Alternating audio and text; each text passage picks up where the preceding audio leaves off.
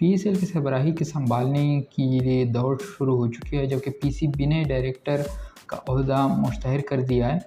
کافی عرصے سے Pakistan super league کی فرنچائزز الگ کمپنی کا مطالبہ کر رہی ہیں، مگر PCB اس پر توجہ نہیں دیتا۔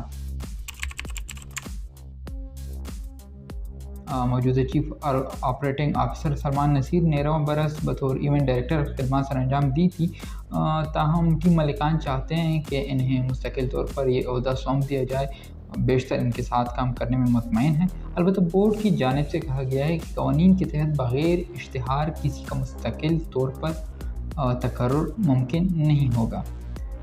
فرنچائز نے یہ تک پیشکش کر دی کہ وہ مشترکہ طور پر سلمان نصیر کو تنخواہ عطا کرنے کے لیے تیار ہیں، البتہ بورڈ کے مطابق ایسے ممکن نہیں ہے، کیونکہ اپنے ملازمین کی تنخواہ صرف بورڈ ہی ادا کر سکتا ہے۔ دلچسپ بات یہ ہے کہ سلمان کی طوفانی رفتار سے ترقیوں اور تنخواہوں میں متواتر اضافے کا آڈٹ رپورٹ میں بھی تذکرہ آ چکا ہے، مگر اس کا انہیں کوئی فرق نہیں پڑا ہے کہ PCB کی روایت ہے کہ کسی کے تقرر کر کے اس کی شخصیت کو ذہن میں رکھ کر اشتہار تیار کیا جاتا ہے۔ البتہ اس بار بعض شخصیات کے لیے لابنگ ہو رہی ہے۔ فرنچائزز جو ہیں وہ سلمان نصیر کی حامی ہیں۔ بورڈ کی ایک اہم شخصیت جونیئر لیگ کی کنسلٹنٹ فیصل مرزا کو اس عہدے پر فائز دیکھنا چاہتی ہے۔ وہ PSL کی ابتدائی ٹیم کا حصہ بھی تھے۔ انہیں پہلے 4 لاکھ روپے ماہانہ پر رکھا گیا تھا، پھر چند ماہ بعد تنخواہ جو ہے اس کی 8,85,000 روپے کر دی گئی تھی۔ اس پر آڈٹ رپورٹ میں بھی اعتراضات سامنے آئے تھے۔ فیصل نے کچھ عرصہ بعد عہدہ چھوڑ دیا تھا۔ پاکستان سپر لیگ میں آنے سے پہلے وہ کراچی کنگز سے وابستہ تھے۔ بعض افراد نے سینئر جنرل منیجر عثمان واہلا کا نام بھی تجویز کیا، مگر بیشتر کی رائے کے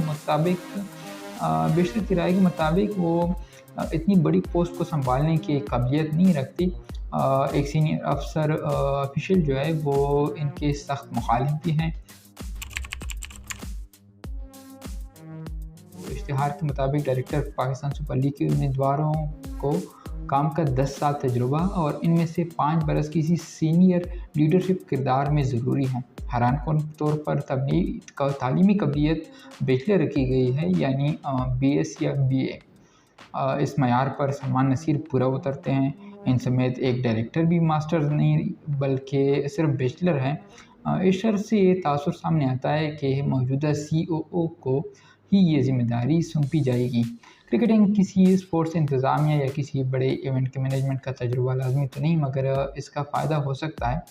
مسائل کو حل کرنے، امیدوار کو صورتحال کے تجزیے، تجربے اور منصوبوں پر عمل درآمد کی اہلیت، نئے اہداف پر کام کرنے کا جذبہ، لکھنے اور بولنے میں مہارت جیسی خوبیوں کا مالک بھی ہونا چاہیے۔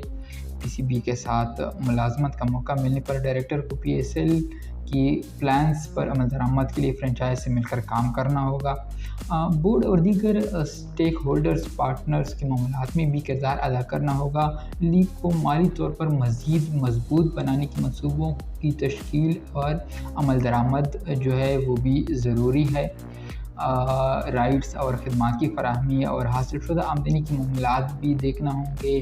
PSL پر رپورٹس تیار کرتے ہوئے سفارشات تیار کرنا ہوں گی۔